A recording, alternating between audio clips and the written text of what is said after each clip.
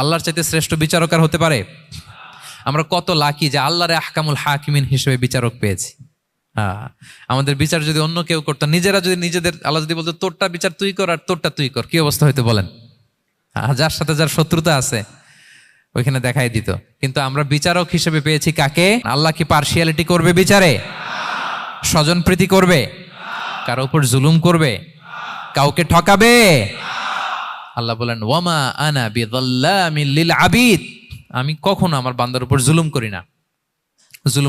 নাদাউল মাওয়াজিনাল কিসতা লিয়াউমিল কিয়ামা, কিয়ামতের দিন আমি মিজান নামে এমন এক ন্যায় বিচারের মানদণ্ড স্থাপন করব, ফালা তুযলামু নাফসুন শাইআ, এক বিন্দু পরিমাণ কেউ মাজলুম হবে না।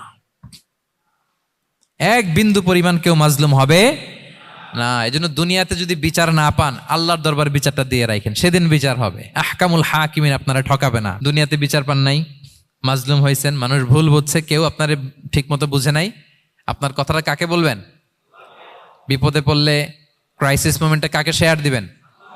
না ফেসবুকে শেয়ার দিবেন? আমরা তো ফেসবুকে শেয়ার দিয়ে দিই এখন। ফেসবুকে শেয়ার দেওয়ার আগে, বন্ধুকে শেয়ার দেওয়ার আগে, স্ত্রীর কাছে শেয়ার করার আগে আমার সমস্যার কথা আগে শেয়ার করব কাকে?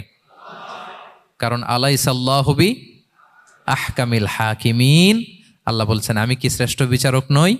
বালা বালা ইয়া রাব ওয়া আনা আলা যালিকা মিনাশ শাহিদিন, অবশ্যই আল্লাহ আপনি শ্রেষ্ঠ বিচারক।